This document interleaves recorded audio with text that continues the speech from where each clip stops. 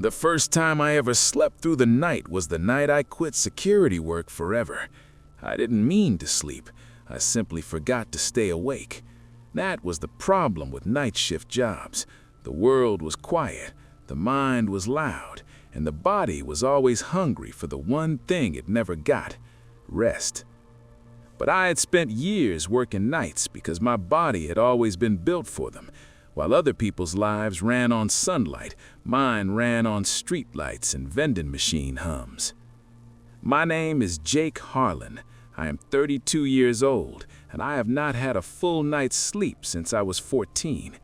That was the year my mother died in a hospital exactly like the one I would soon guard. She had been battling cancer for 18 months, and the final weeks blurred into a nightmare of beeping machines, sterile corridors, and whispered apologies from doctors who had run out of hope. I sat beside her bed every night, watching the monitors, listening to her shallow breathing, until the night the machines went silent and the lights flickered once before going dark. The nurses told me it was peaceful. I knew better. I had seen her eyes open at the end, wide with something that wasn't fear, but recognition, as if she saw someone waiting for her in the dark. After that, sleep became my enemy. I would lie in bed staring at the ceiling, replaying her final moments, hearing phantom beeps and footsteps in the hallway outside my apartment. Days were exhausting blurs of part-time jobs and mountain debt.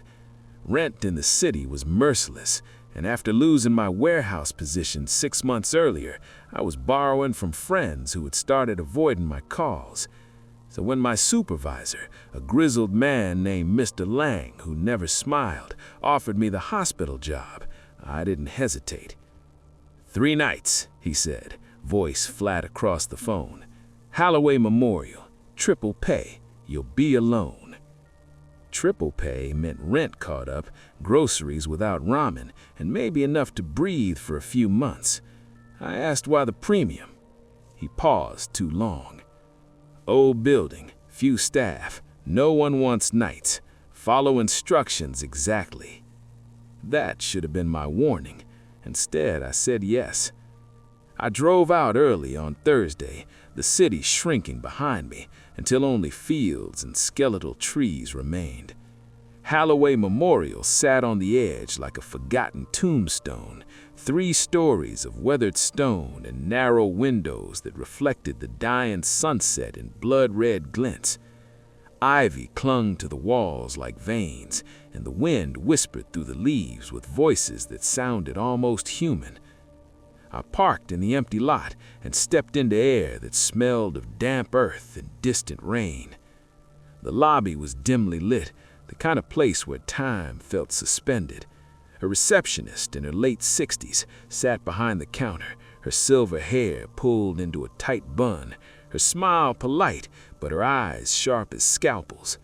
She didn't ask for ID or paperwork.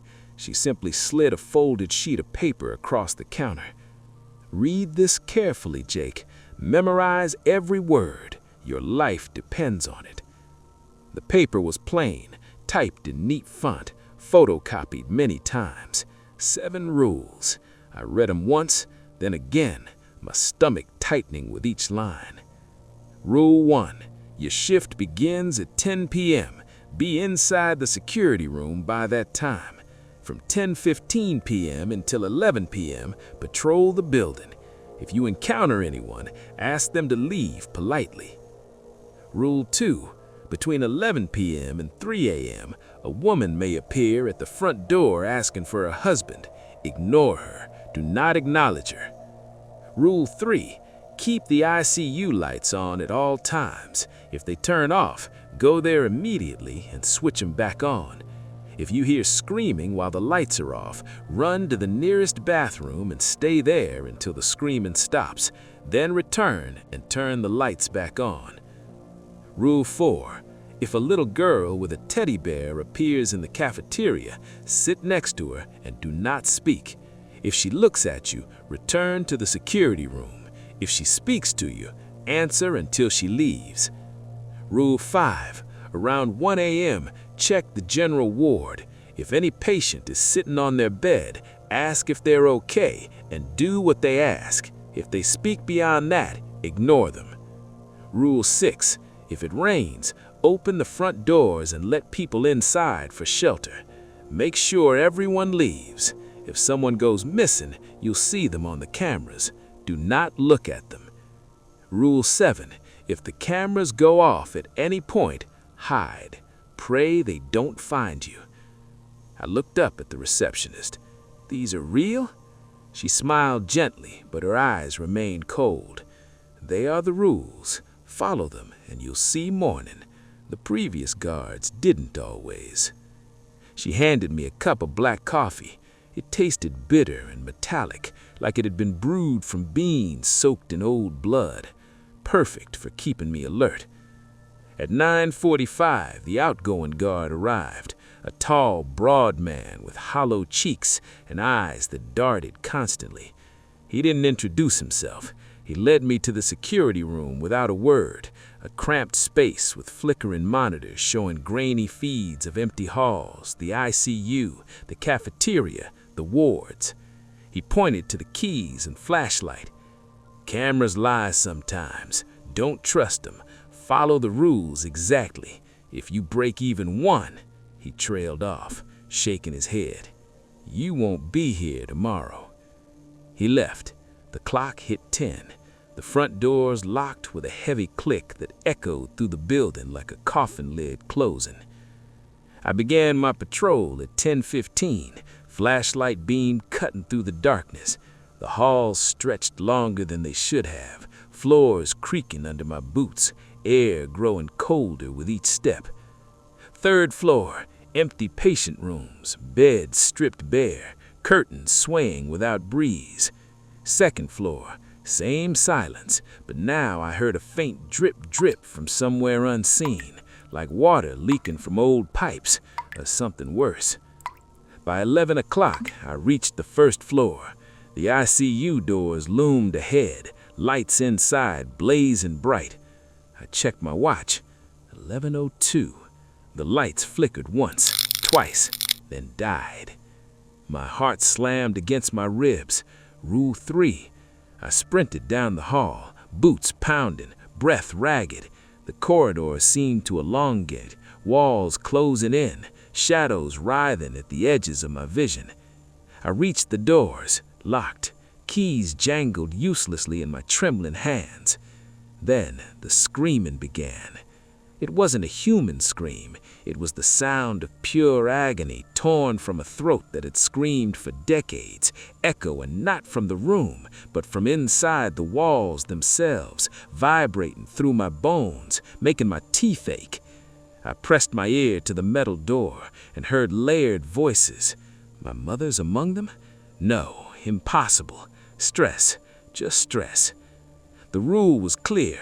Run to the nearest bathroom if screaming starts. I ran, flashlight beam bouncing wildly. Footsteps, slow, deliberate, followed from behind, though I saw nothing when I glanced back. I burst into the men's bathroom, slammed a stall door, locked it, and crouched on the toilet seat, knees to chest, flashlight off to hide the beam. The screaming intensified, closer now, accompanied by wet dragging sounds like bodies being pulled across tile. The bathroom door creaked open. Footsteps entered, leather shoes on linoleum, no echo. A shadow fell across the gap under my stall. A man in a white coat, tall and thin, face pale as bleached bone, eyes sunk in black pits. In his hand glinted a scalpel, blade catching faint moonlight from the high window. "Jake," he whispered, voice like dry leaves scraping stone. "I need your help. Your mother waited so long. Come out." He knew my name. My mother. How? I bit my lip until it bled, tasting copper. The scalpel tapped the door once, twice. "I'm only trying to help," he said, amused now. "See you soon, Jake." He left. Screaming stopped abruptly. Silence crashed back, heavier than before. I waited 20 minutes, legs cramping before emerging. ICU lights were on again. I returned to the security room, monitors showing nothing but empty halls, but I felt watched. Midnight passed. I forced myself to patrol again, coffee churning in my gut. Rule 4 waited in the cafeteria. At 12:45, the monitor showed her, a small girl, maybe 6, blonde hair tangled, clutching a teddy bear, missing one button eye. She sat motionless at a table, staring directly into the camera. I approached slowly, heart hammering. She was real, cold air radiating from a small form, the bear's fur matted with something dark. I sat beside her without speaking, as instructed. The silence stretched, thick and suffocating. Then she giggled. "You forgot the rules," she said, voice high but ancient, layered with echoes. "I didn't," I lied, voice cracking. She tilted her head, empty eyes locking on mine. "Want to play hide and seek? I'll count to 60. Then we'll find you." She began counting in a sing-song whisper. 1, 2, 3. Panic surged. Rule said, "Return if she looks at you." I stood and ran, her counting chasing me down the hall. 20, 21. Back in the security room, I locked the door. Cameras flickered, then died completely. Rule 7. The building plunged into deeper darkness. Intercom crackled. "Hide." I grabbed the flashlight and keys, bolting upstairs. Footsteps multiplied behind me, slow surgeon shoes, child's bare feet, dragging sounds from the ICU. On the second floor, general ward, a patient sat upright in bed, eyes milky white. "Help me," he rasped. Rule 5. I asked if okay. He pointed to a drawer. Inside, an old photo of my mother, smiling in the hospital bed. "She's waiting," he whispered. I ignored further words and fled, but now rain hammered the windows. Rule 6. Front doors. Unlocked them. Figures shuffled in from the storm, pale, dripping people in hospital gowns, eyes vacant. I herded them out as rain eased, but one went missing.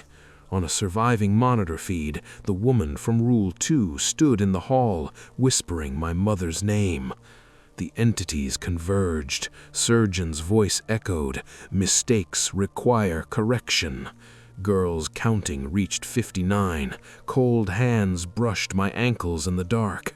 I found the janitor closet on the 3rd floor, crammed inside behind mops and buckets, door shut, breath held. They searched. Surgeon's scalpel scraped walls. Girls giggle from the vents above. "Found you," she whispered through the keyhole.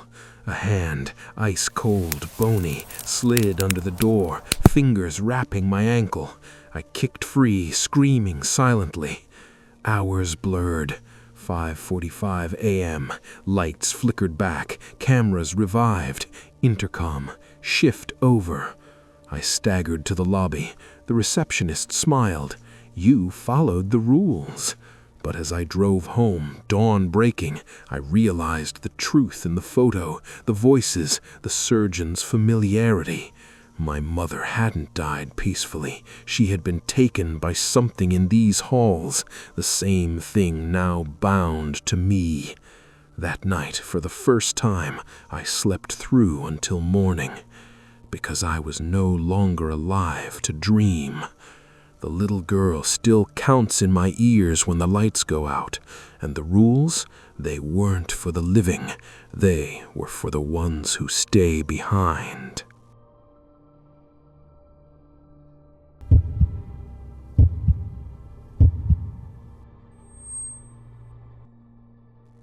They say the 3rd floor of St. Agnes Care Home is cursed, not with ghosts, with memory. You start night there, and eventually you stop answering. And when you stop answering, it starts remembering you. I didn't believe in curses. I believed in rent, in my sister's college fees, in double pay for graveyard shifts. At 26, third floor felt like promotion. 12 residents, advanced dementia, locked-in cases, no families after 7.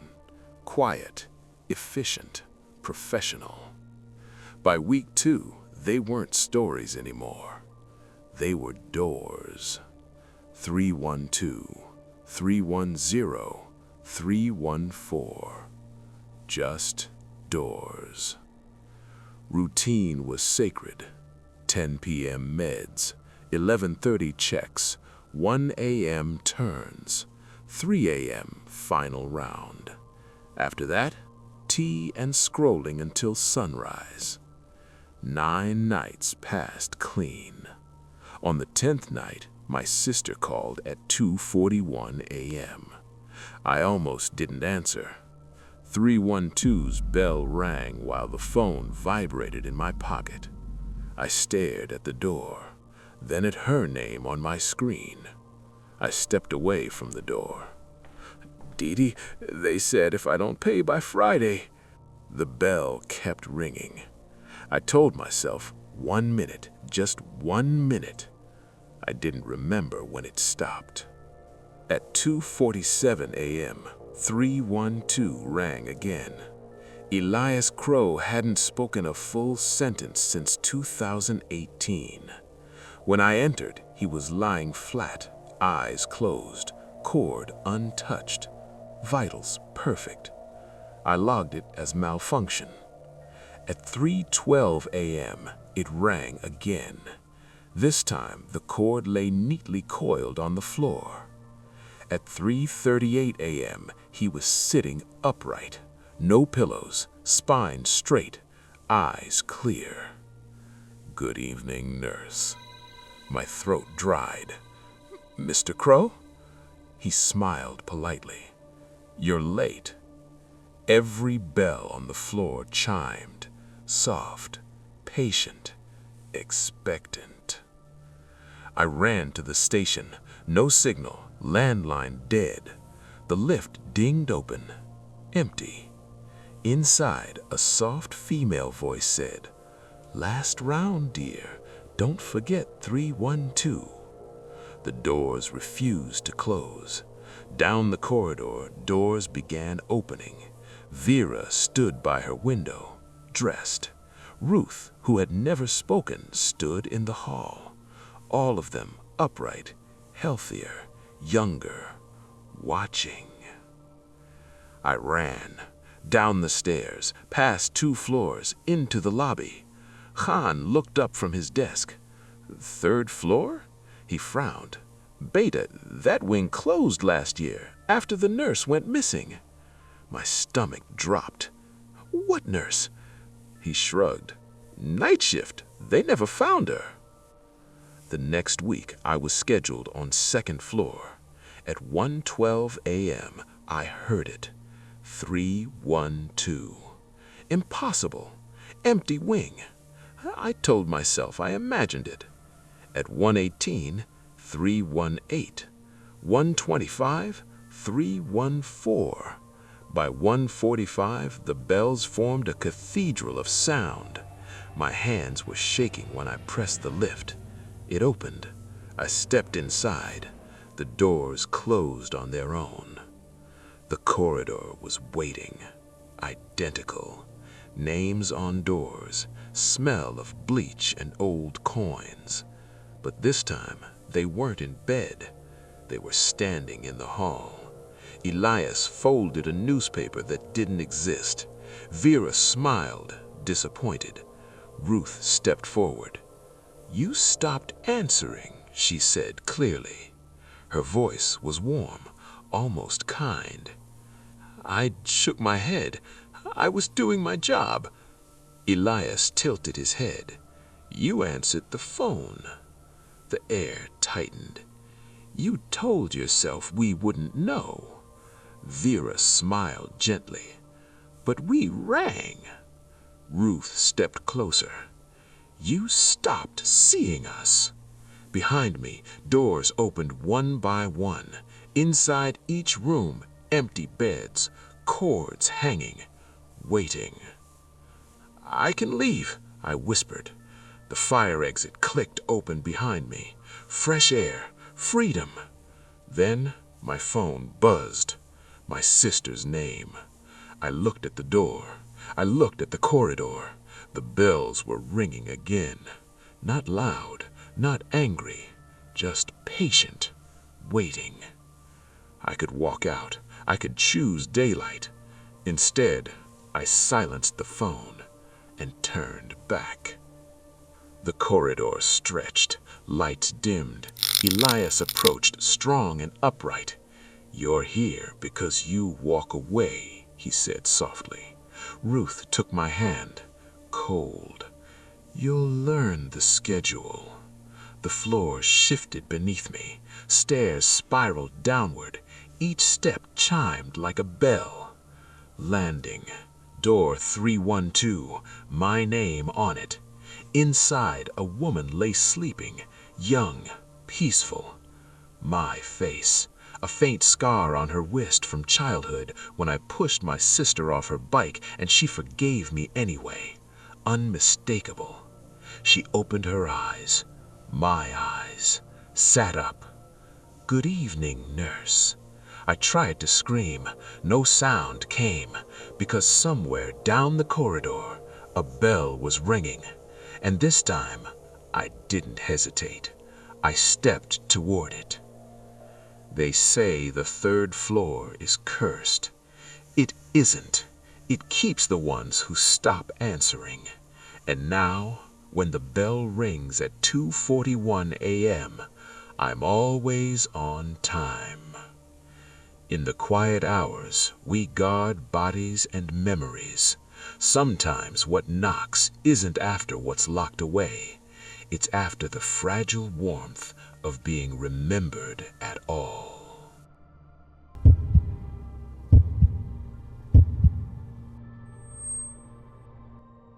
The hospital had changed names 3 times in a century, but the walls remembered every one.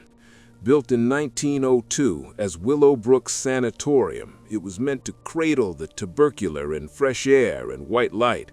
When antibiotics arrived, the building was repurposed, first a general ward, then a state psychiatric facility for adolescents. By the time I started there in 2023, it was called Horizon Behavioral Health Center. Staff still called it the old one. Patients never called it anything. They just felt it. I worked the adolescent wing, ages 13 to 17. My unit shared the sprawling complex with the children's wing, ages 6 to 12, separated by locked steel doors and corridors that seemed to lengthen at night. The building had character, admin said. We called it history. Echoes carried too far here. Silence carried farther. Weirdness was routine. Kids woke screaming from nightmares that weren't theirs. Hallucinations were charted as symptoms, but one pattern refused to stay on paper.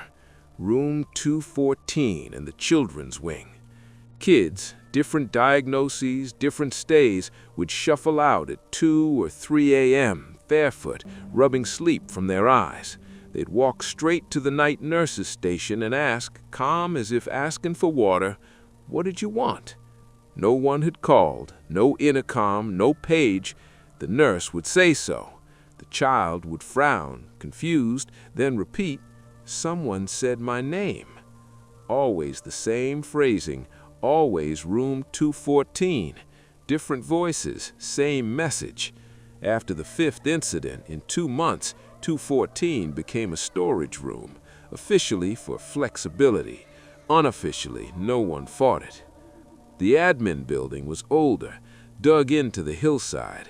Its basement had been the sanatorium morgue, cold storage for bodies waiting for families or incineration.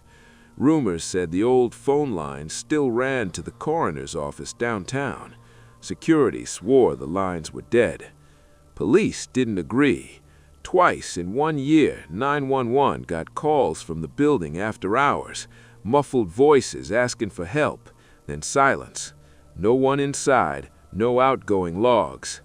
I mostly stuck to days, but one Thursday I pulled a double. Group therapy ran late, paperwork longer. Around 10 p.m., I volunteered to return the AV cart to admin storage on the 3rd floor. It was heavy, wheels squealing, but I needed to move. The unit felt too still. The admin building at night was hollow. Lights on motion sensors dimmed after 9. Hallways stretched. Footsteps echoed ahead of you, like someone walking just out of sight. The elevator was antique. Brass cage, manual gate, buttons worn smooth. I wheeled the cart in, pressed 3. Doors closed with a soft clunk. It went down. I stared at the panel. 3 was lit. Basement button dark, yet the car descended, slow and deliberate. It stopped. Ding! Doors stayed shut. Basement level. I gripped the cart handle until my knuckles whitened. The air grew colder, thicker, old concrete, faint formaldehyde, something metallic underneath. I counted seconds. 10, 20, 30, nothing. Then the car lurched upward.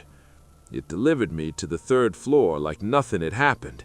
Bright lights, normal hallway. I pushed the cart out fast, didn't look back. When I told the evening charge nurse later, she didn't laugh.